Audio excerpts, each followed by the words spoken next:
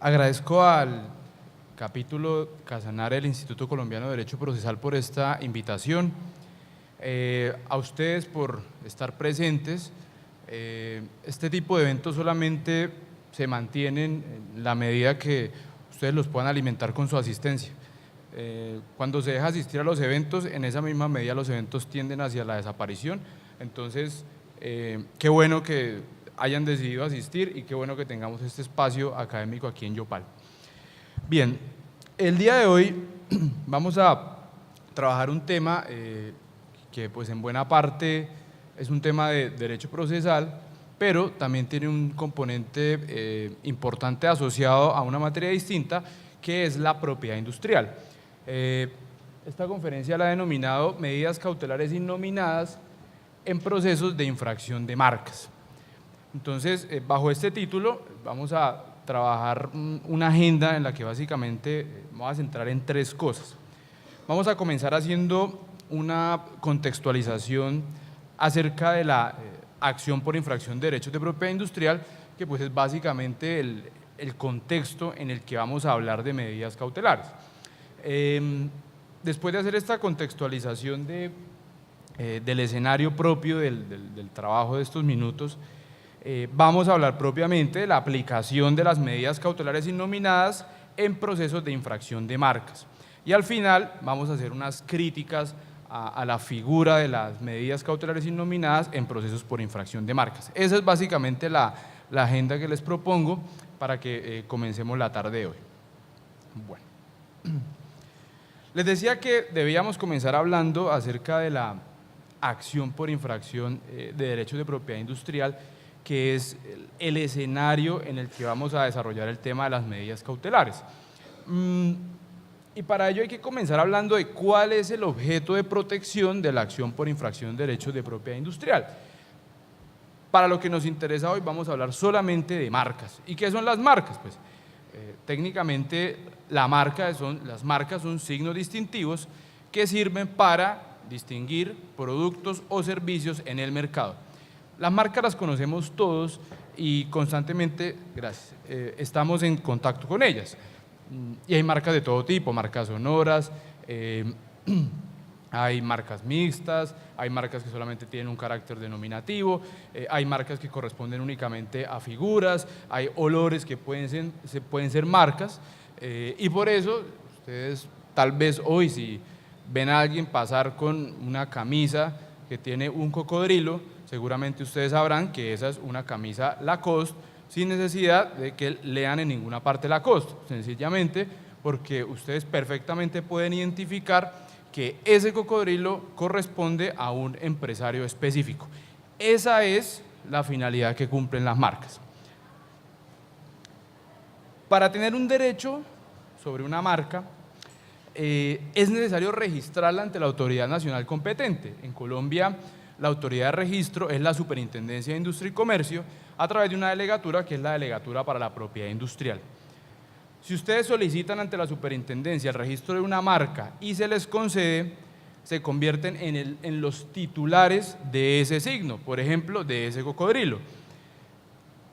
¿Y cuál es principalmente el derecho que adquieren? Pues básicamente el derecho que confiere la marca es el de usarla en el mercado de forma exclusiva. Si ustedes adquieren un derecho sobre una marca, nadie más la puede utilizar salvo que medie algún tipo de autorización. En suma, si ustedes son empresarios y quieren generar identidad, se quieren individualizar, distinguirse de otros empresarios, pues tienen que identificar su producto o su servicio a través de una marca.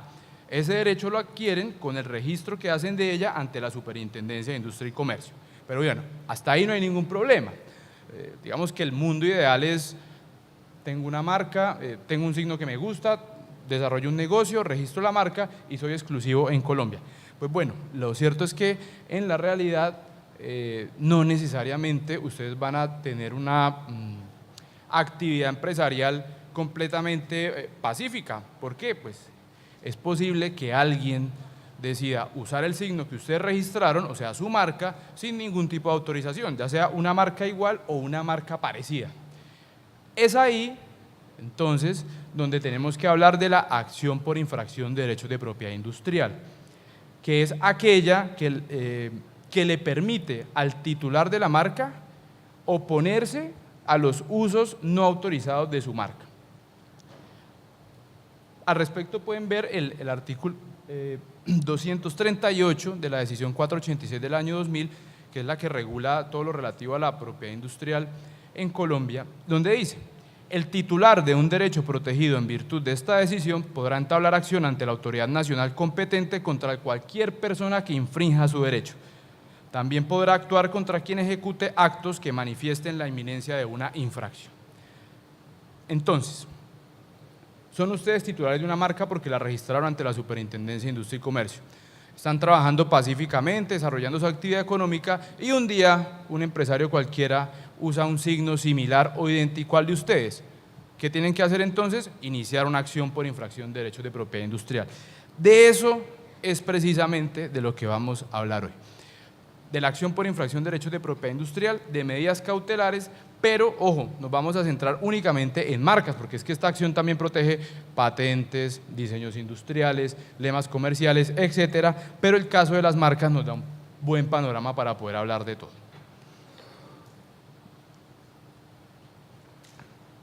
Pasemos entonces al segundo punto de la agenda que les propuse, y es la aplicación de las medidas cautelares innominadas en procesos de infracción de marcas.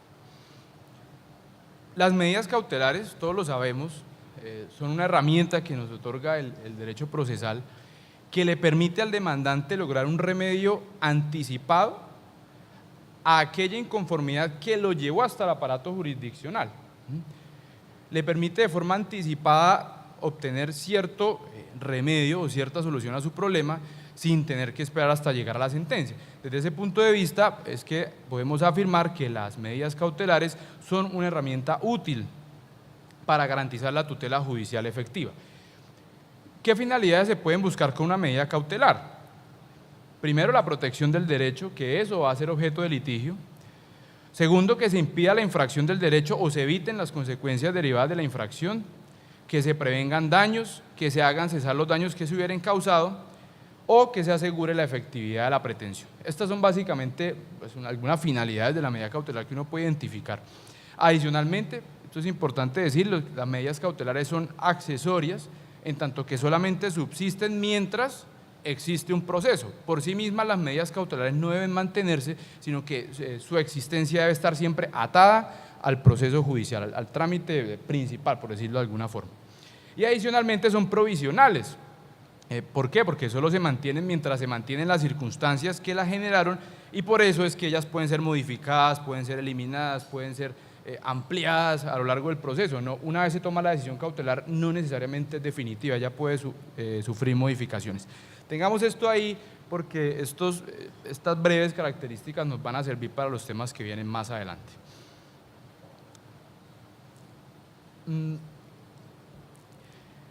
Como ustedes saben, el artículo 590 del Código General del Proceso trae una serie de disposiciones relativas a medidas cautelares, y allí se incluyó algo que se ha venido denominando la medida cautelar innominada.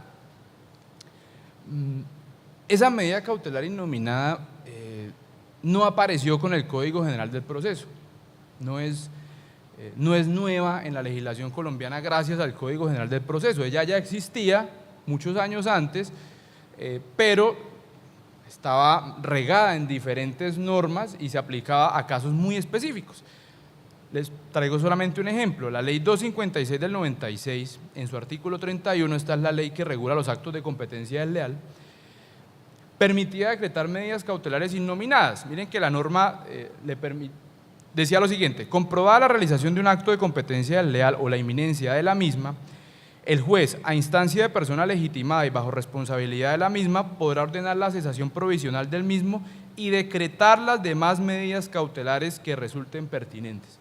las demás medidas cautelares que resulten pertinentes. Es decir, que el juez de competencia leal no estaba atado a un catálogo específico de medidas cautelares, sino dependiendo del caso que hubieran puesto en su conocimiento, pues él hubiera podido decretar la medida cautelar que considerara pertinente.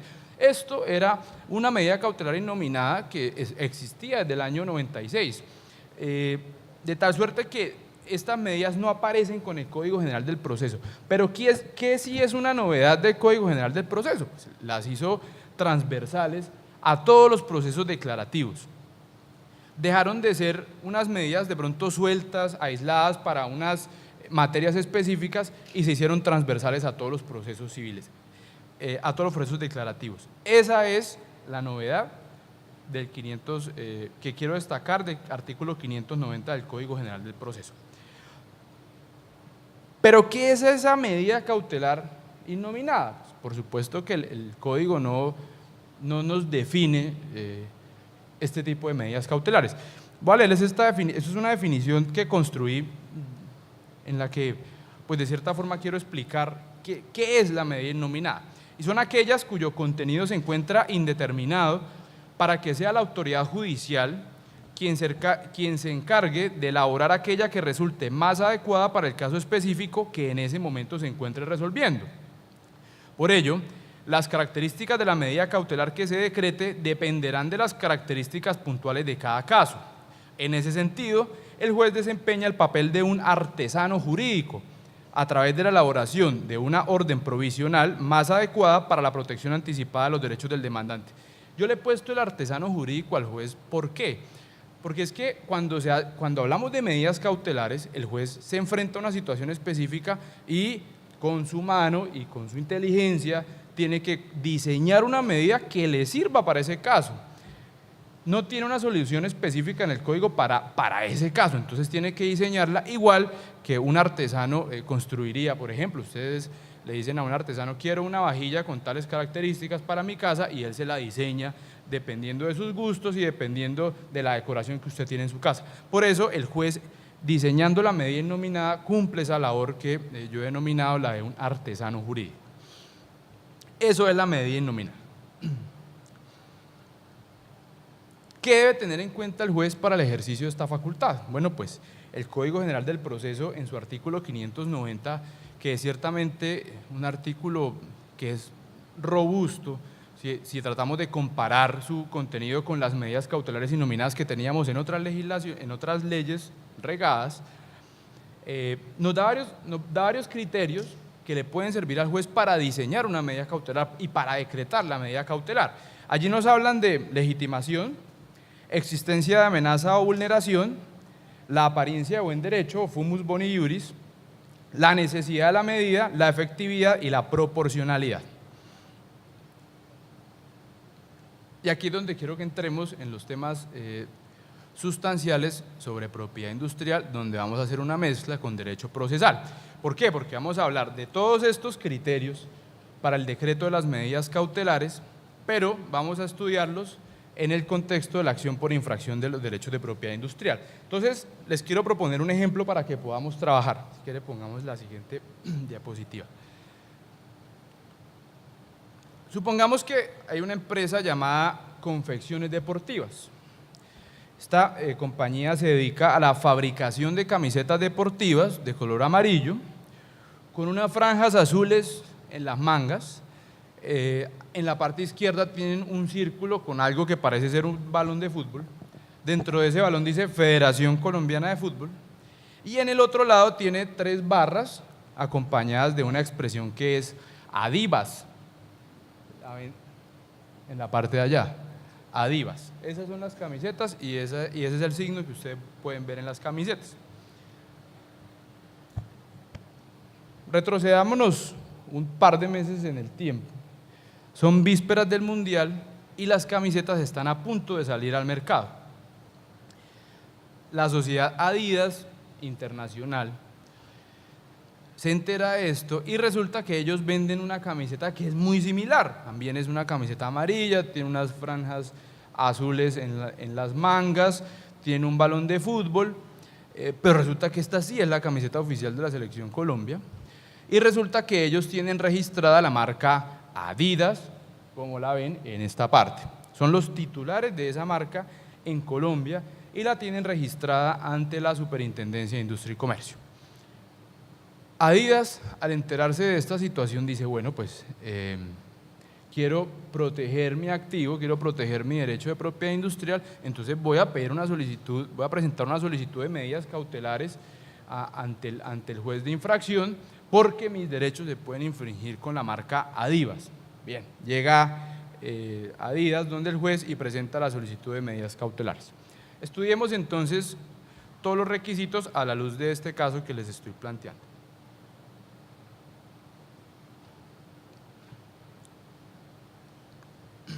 La legitimación. La legitimación para solicitar las medidas cautelares va a depender de la legitimación del proceso. Si ustedes tienen legitimación para presentar una demanda por X caso, pues también la tienen para solicitar las medidas cautelares. En los casos de infracción de marcas, de la legitimación se habla en el artículo 238 de la decisión 486 del año 2000, que dice la norma: el titular de un derecho protegido en virtud de esta decisión podrá entablar acción ante la autoridad nacional competente contra cualquier persona que infrinja su derecho. Entonces la norma arranca con el titular y esto lo que nos indica es que la legitimación para iniciar la acción por infracción de derechos de propiedad industrial es exclusiva de aquel que aparece registrado como titular de ese derecho. Por tanto, están excluidos licenciatarios o cualquier persona que esté de pronto autorizada por vía de un contrato para utilizar la marca, está excluida de iniciar una acción por infracción, solamente puede hacerlo el titular. ¿Cómo lo haríamos en nuestro ejemplo? Bueno, pues Adidas Internacional es titular de la marca Adidas en Colombia para identificar prendas de vestir, prendas deportivas. Desde ese punto de vista, Adidas entonces estaría legitimada para presentar una solicitud de medidas cautelares a fin de proteger el signo que ustedes ven de esta parte de acá, que es Adidas. Superado el primer criterio, vamos con el segundo. La amenaza o vulneración del derecho. Dependiendo del caso, habrán ciertas medidas que ustedes pueden solicitar. Y hay medidas que se pueden solicitar cuando el derecho ya ha sido afectado y hay medidas que se pueden solicitar si el derecho apenas está amenazado, es decir, no se ha concretado el daño o no se ha concretado la infracción, apenas hay una amenaza, pues hay casos en los que ustedes pueden pedir también medidas cautelares. El artículo 238, volvemos a la misma norma, de la decisión 486, permite al titular iniciar la acción contra cualquier persona que infrinja el derecho, es decir, cuando ya hay vulneración, pero también permite hacerlo cuando hay inminencia de una infracción, dice la norma. Es decir, aún no hay vulneración, aún no se ha concretado una infracción, pero existe una amenaza, ¿sí? Si hay una amenaza que no se ha concretado, se puede presentar de todos modos la solicitud de medidas cautelares. En el ejemplo, la camiseta Adivas aún no ha salido a la venta, las camisetas ya fueron fabricadas, las camisetas siguen siendo fabricadas, se encuentran en la bodega, están a punto de salir, conocemos la fecha del lanzamiento de las camisetas Adivas, pero aún no se ha lanzado al mercado. Hasta ese momento es posible que Adidas no sufra ningún tipo de vulneración sobre su derecho de propiedad industrial, pero sí se encuentra amenazada. Sí hay un riesgo de que se concrete la infracción. Desde ese punto de vista, entonces, ante esa amenaza, pues se cumpliría el requisito y Adidas podría solicitar al juez una medida cautelar para detener la futura comercialización de esas camisetas. Tercer requisito, la apariencia de buen derecho. Esto se conoce también como el fumus boni iuris. Para decidir sobre la procedencia de una medida cautelar, el juez tiene que analizar los hechos y tiene que analizar las pruebas con las que cuenta hasta ese momento. A partir de esa revisión de los hechos y de ese análisis de las pruebas, el juez tiene que llegar a cierto nivel de convencimiento. Ese nivel de convencimiento, cuando hablamos de la apariencia de buen derecho, es en grado de verosimilitud, no es de certeza. La certeza el juez solamente debe alcanzarla cuando dicta la sentencia. En la etapa cautelar debe convencerse, pero no en grado de certeza, sino de verosimilitud. Entonces,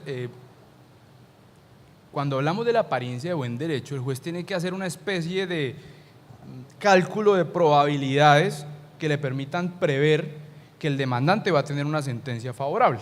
Después de hacer ese ejercicio, pues él podrá concluir que hay apariencia de buen derecho y decidir sobre el decreto de la medida. ¿Cómo se maneja esto en los asuntos de infracción a la propiedad industrial? El artículo 155 de la decisión 486 muestra cuáles son las modalidades bajo las cuales uno puede infringir una marca. Solo por traer un ejemplo, porque son varios literales, el literal D de ese artículo 155 dice que constituye una infracción usar en el comercio un signo idéntico o similar a la marca respecto de cualesquiera productos o servicios cuando tal uso pudiese causar confusión o un riesgo de asociación con el titular del registro. De tal manera que en estos casos, además que esta es la infracción más común, ¿qué debe revisar el juez? Coger un signo que se denuncia como infractor, como en este caso ocurre con Adivas, y debe compararlo con el signo registrado. Después de hacer esa comparación, pues él debe determinar si existe una similitud o si son idénticos y si debido a esa similitud es posible que los consumidores se confundan. Y cuando hablamos de que los consumidores se confundan, me refiero a que los consumidores deben tener claridad en el mercado sobre qué están comprando y a quién se lo están comprando. La información dentro del mercado es básica para tener un mercado transparente. Si el consumidor adquiere un producto pensando que es otro, pues ese consumidor compró confundido. A eso es a lo que llamamos confusión cuando hablamos de propiedad industrial. Entonces el juez debe comparar las marcas, mirar qué tanto se parecen y establecer si debido a esa similitud puede pasar que los consumidores se confundan y terminen comprando la camiseta Adivas pensando que es la camiseta Adidas. ¿Cómo lo manejaríamos en el ejemplo? Si ustedes hacen la comparación, pues esto es un caso sencillo, Adidas, Adivas, se pueden dar cuenta que tal vez la única diferencia que existe es que en uno se usa la D y en el otro caso se usa la B. Adicionalmente suenan muy parecidos, Adidas, Adivas, Adidas, Adivas, suenan muy parecidos, tal vez si uno lo dice rápido, en algún tipo de conversación casual puede ser imperceptible. Y si a esto adicionamos que se usa para identificar las mismas prendas de vestir, prendas deportivas, pues tal vez uno podría considerar en este caso que no solo hay una amenaza de Adidas, aquí podemos concluir que posiblemente Adidas va a tener una sentencia favorable, que Adidas tiene posiblemente un derecho que tal vez va a ser reconocido en la sentencia, porque aquí los consumidores pueden estar comprando confundidos. Si es posible, salvo que sea un consumidor demasiado informado y especialista, sí es posible que uno termine comprando la camiseta Adivas pensando que se trata de la camiseta Adidas. Si el juez llega a esa conclusión, pues diríamos, aquí hay apariencia de buen derecho y podría estar justificada la toma de una decisión en la etapa cautelar. Siguiente criterio, la necesidad de la medida cautelar. Todos los procesos en Colombia en todos hay que hacer una inversión razonable de tiempo.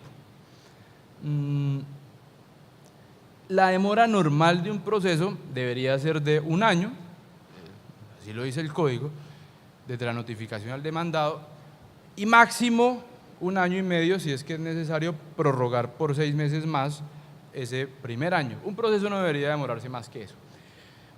Eso pues es eso es lo que yo llamo la inversión razonable de tiempo que hay que hacer. Razonablemente hay que invertir 1 año y medio. Eso es al menos lo que dice la norma.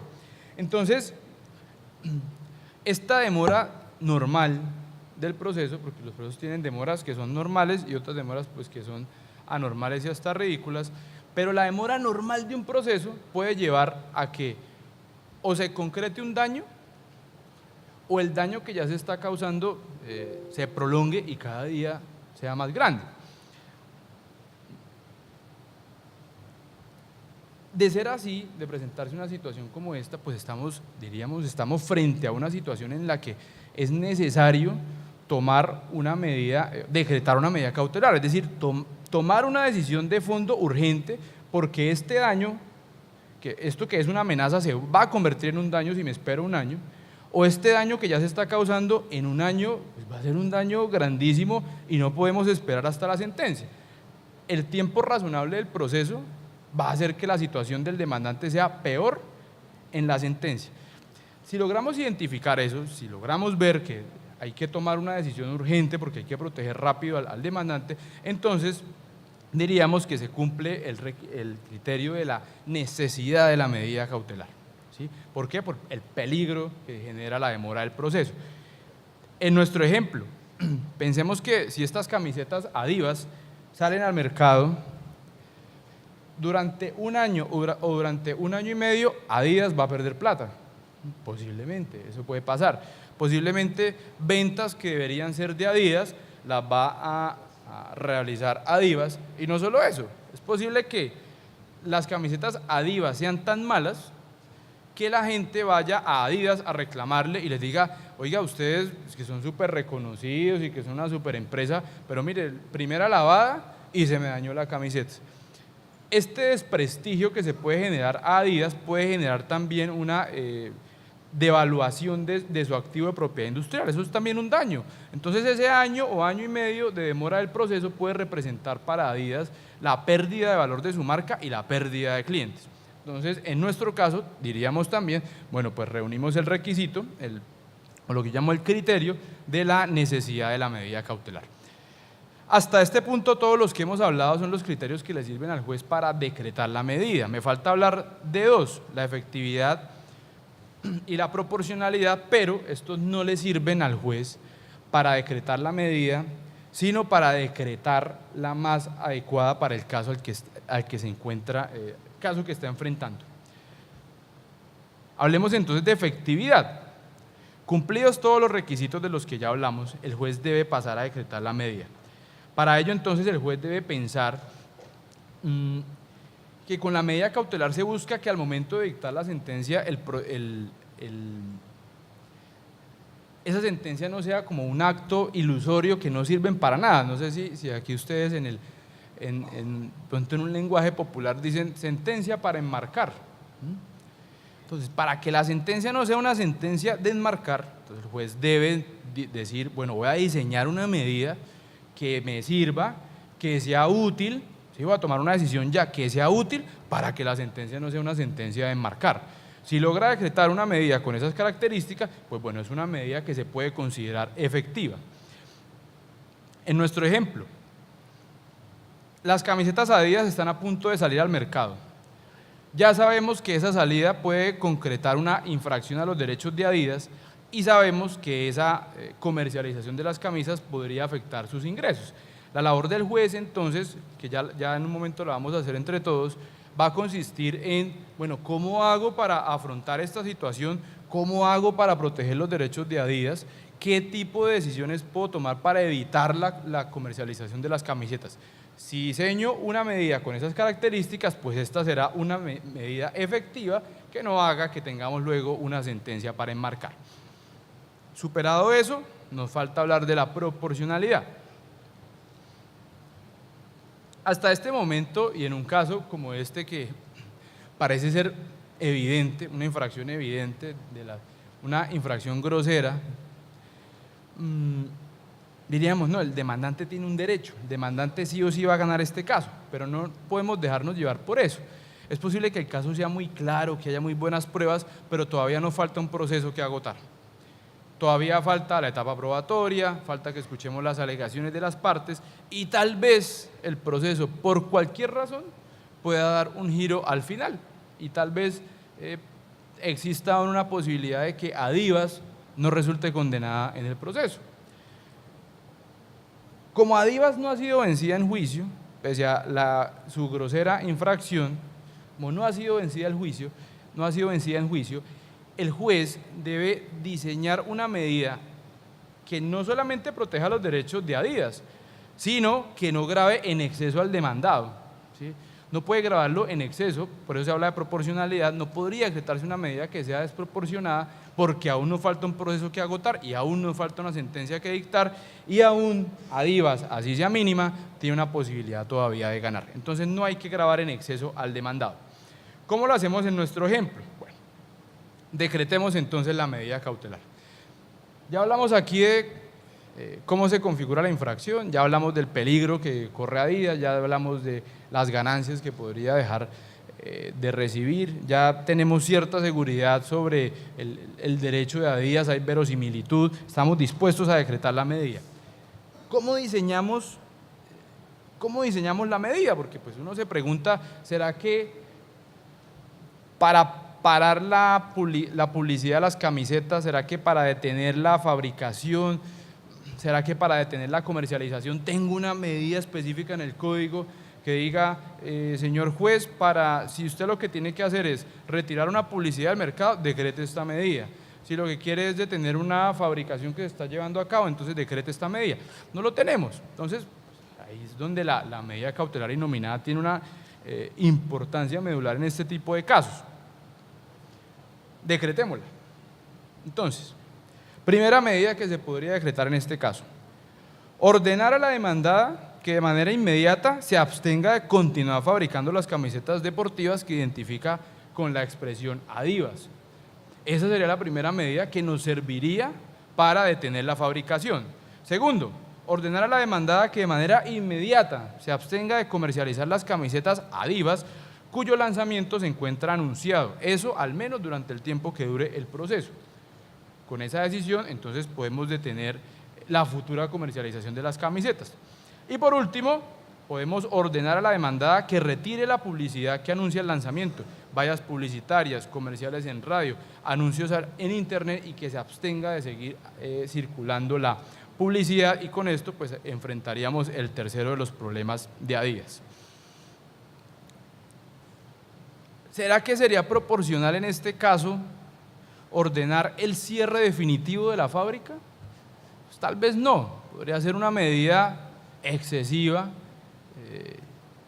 cerrar la fábrica ahora. ¿Será que sería una decisión proporcionada ordenar la destrucción de las máquinas con las que se fabrican esas camisetas cuando sabemos que con esas máquinas se puede producir también ropa legítima? Pues no, todo eso sería una desproporción, y en este caso no tendríamos que llegar hasta ese punto porque pues aún hay un proceso judicial que agotar y aún Adivas no ha sido vencida en juicio. Entonces, bajo ese criterio de proporcionalidad podemos diseñar una medida que proteja al demandante, como las que acabamos de decretar, y que al mismo tiempo no grave en exceso al demandado. Bien.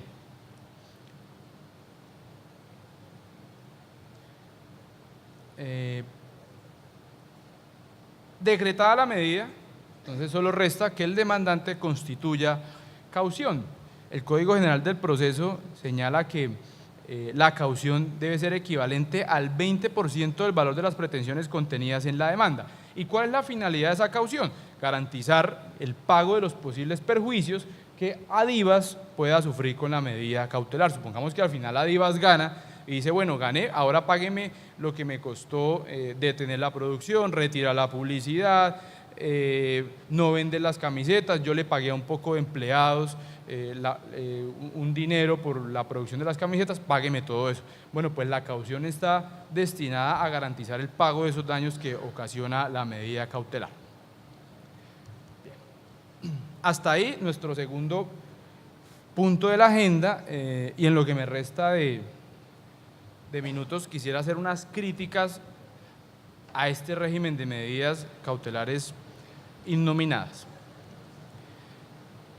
El primero, a las cauciones. El artículo 590 del Código General del Proceso dice que para que sea decretada cualquiera de las anteriores medidas cautelares, el demandante debe prestar una caución equivalente al 20% del valor de las pretensiones estimadas en la demanda.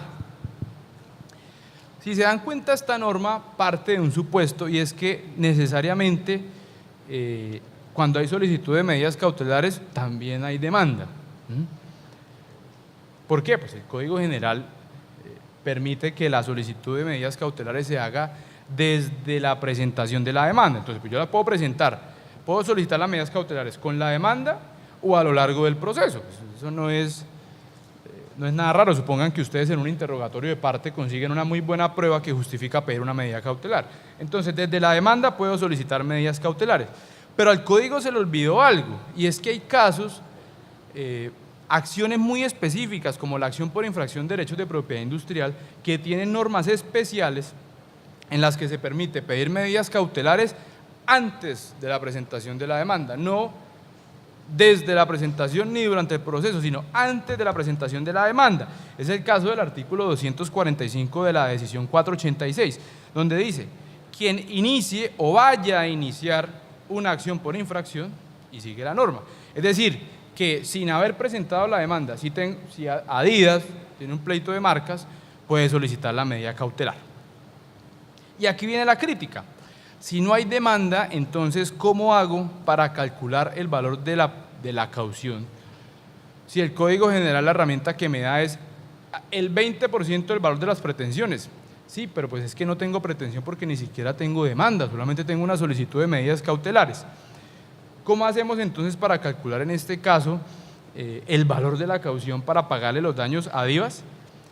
Bueno, pues lo cierto es que no contamos con ese elemento, el Código General no nos ofrece ninguna solución, así que en la práctica lo que ha ocurrido es que el juez tenga que acudir de pronto a otro tipo de pruebas y a su prudente juicio para calcular un valor. Por ejemplo, digamos que tenemos en el proceso una prueba que es el valor de las ventas anuales de Adivas, de otros productos.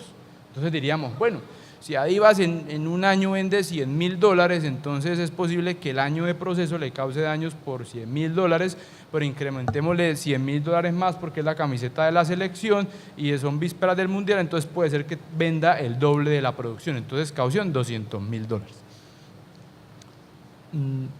Es una opción, pero ¿y si no tenemos esa prueba? Entonces, ¿qué hacemos? ¿Cómo hacemos para calcular el valor de la caución? Bueno, el Código General del Proceso no nos ofrece una solución. En cada caso, de todos modos, el juez tiene que decretar una caución. Ahora, esto pues habrá que hacerlo a prudente juicio, digo yo, no quiero decir a ojo, a prudente juicio. El juez fija el monto de la caución, pero sí hay una solución a la mano, y es: cuando presenten la demanda, revise la pretensión, calcule el 20% y si es necesario, pues o aumente la caución o disminúyala, y listo, solucionado el problema. Segunda crítica, también tiene que ver con las cauciones. Este artículo 590, volvemos al tema del 20%, dice que la caución debe ser equivalente al 20% del valor de las pretensiones estimadas en la demanda. La caución, decíamos, ¿cuál es su finalidad? Garantizar el pago de los perjuicios al demandado, o sea, a Adivas hay que pagarle unos perjuicios que se le causan con la medida si llega a ganar el proceso. Pero del otro lado, la pretensión indemnizatoria nada tiene que ver con los daños de Adivas. La pretensión indemnizatoria de la demanda simplemente lo que nos va a reflejar son los daños sufridos por Adidas por la infracción de la marca, no por la medida cautelar, por la infracción de su marca. No, es que estoy perdiendo $1 millón por culpa de la venta de esas camisetas. Bueno, esa será la pretensión económica entonces de Adidas en el proceso. Desde ese punto de vista, si se trata de dos daños distintos, es decir, un daño es el que causa la medida, otro daño es el que sufre Adidas por la comercialización de las camisetas. Si se trata de dos daños distintos, entonces, para efectos de constituir la caución, ¿por qué el criterio es la pretensión del demandante? ¿Sí? ¿Por qué calculamos sobre la base de la pretensión del demandante el daño que sufre el demandado con la medida si se trata de dos daños ciertamente distintos? Esto pues no tiene mucho sentido. Entendería yo que el legislador, y habría que preguntar pues a quienes escribieron la norma, el único valor que uno tiene en la demanda es el de la pretensión, diríamos, el único valor objetivo, incluso con juramento estimatorio, con lo que quieran, es el de la pretensión del demandante. Entonces, como tal vez no había de dónde echar más mano, pues tal vez el legislador decidió que se hiciera de esa forma. Pero con todo y eso, y la importancia que tiene la caución, sí, es importante garantizar alguna forma para que el demandado pues, pueda resarcir sus perjuicios, los perjuicios causados con la medida. No considero que por ese solo motivo busquemos un criterio de cuantificación que nada tenga que ver con el daño real sufrido con una medida cautelar. Y la última crítica, porque ya se me acaba el tiempo, tiene que ver con una norma de pruebas extraprocesales y medidas cautelares. Es el artículo 589 del Código General del Proceso. Allí dice que en los asuntos relacionados con violaciones a la propiedad intelectual, que sería un caso de infracción de marcas, también para los de competencia desleal y en otros que la ley señale, dice, permita la práctica de medidas cautelares extraprocesales.